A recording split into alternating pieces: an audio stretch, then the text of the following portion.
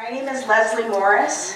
I'm an associate professor in rangeland ecology and management. I started with UNR in October of 2020, so it's really nice to be back in person with everybody and getting to meet people.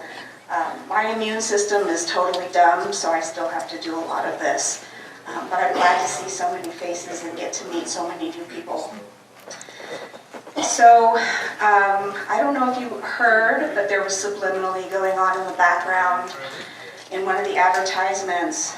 There was Ventenata. Did you hear it? We were subliminally telling you. So, I spent the last 7 years before coming to UNR at Oregon State in Oregon. And up in Oregon, everybody's hair's on fire about Ventenata. So when I got to UNR, I started talking to some of my colleagues, and I said, is anybody talking about Ventenata yet here? And they said, no, but we probably should. So what I'm going to talk about tonight is a preview of a special publication that I've been putting together with my associates, Paul Myman and Brad Schultz, and we are bringing the oh-so-good news. Okay, I read it. So what do you mean the next grass?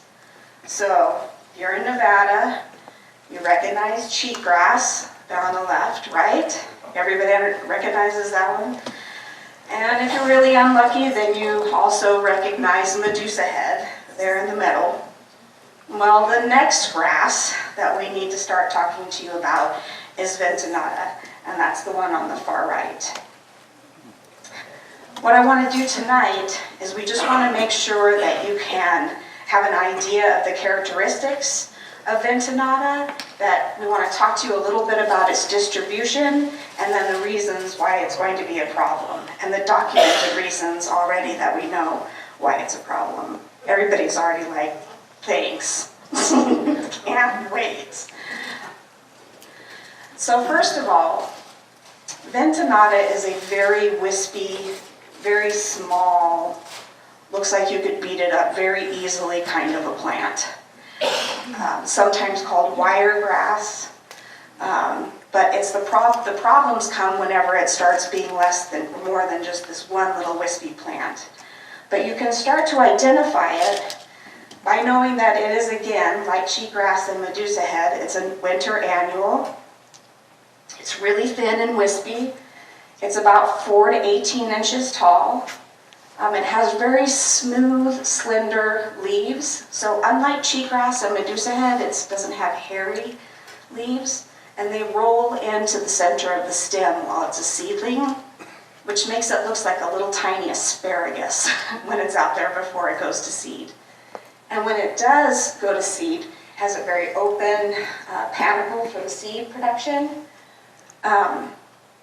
Then, if you get up real close and you pull down one of the leaves, it'll stick out a little tongue at you called a ligule. See this up here? When you pull down the leaf, it has this really obvious ligule here. In addition, it has these very dark nodes. Okay? So based off of that, sounds like we got it set. No problem, right? Except there's also a native annual grass that grows in a lot of the places in Nevada where Ventenata has been discovered, and they look very similar. As you can see, as you can see, Ventenata here on the left and annual hairgrass both look very similar. So if you want to be able to tell the difference between the two of them, there's one really good way to do it, and that's to look at the seeds. So the seeds of Ventenata are long and narrow, and they're much bigger than those of the annual hairgrass. Annual hairgrass has really short, round kinds of seeds. And if you still can't tell them apart, then you take them to Paul Myman. I'll give you his phone number. If you still can't tell them apart, you can even get closer in and look where the seed has come out and the gloom still remains, and you can look at the veins on the gloom to be able to tell you whether or not you have annual hairgrass or Ventenata. But you can also ask for help. We're always here to help you identify them.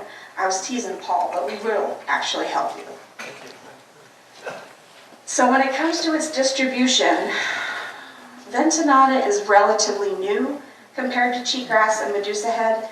Its first recorded collection was in 1952 in Washington, but since then it's spread to 8 different western states. In Nevada, it's been collected in Elko, Eureka, Lander, Washoe, and Douglas counties. Now, we're going to check a little bit on the Eureka one because of the glooms that we were just talking about. We got to get the glooms. But luckily, it still has a fairly limited distribution here. It's reported to only be about 965 acres that we know of so far, which means then it has a category A on the noxious weed list. So,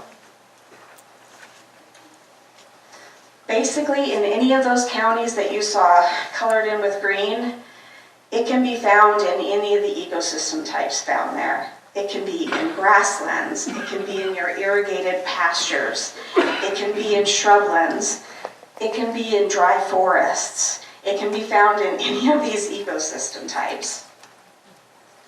So now you might be wondering, well, where is it going to be in Nevada? If we only have 965 acres of it now, where do we think it might go? So what you're looking at here are 2 maps that Paul created using a new website, a new tool by the USGS.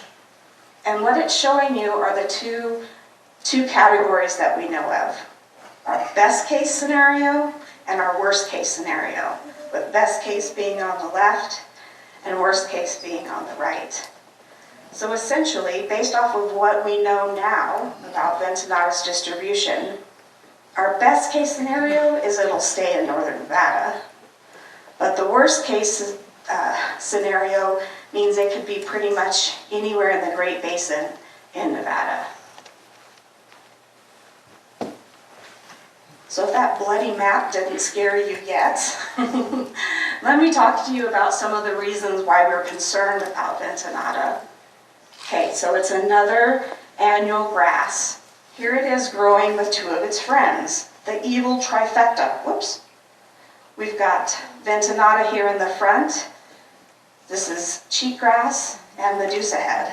So they can all be found just together. Ventenata. There's the medusa head.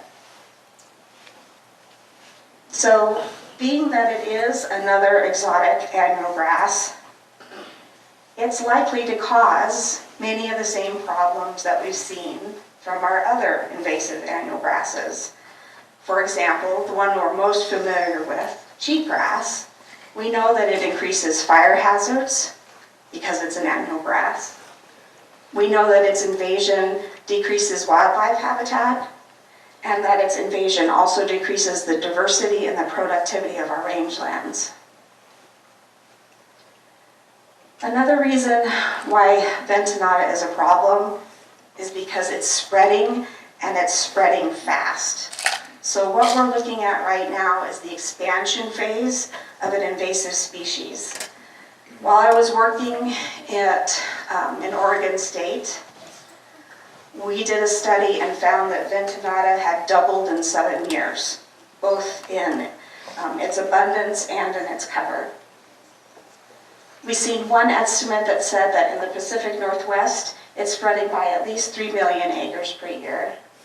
And I had a graduate student that was working on a study that found that Ventenata was actually invading areas in the canyon grasslands faster than cheatgrass was, and that it had more seed in the seed bank than even cheatgrass did.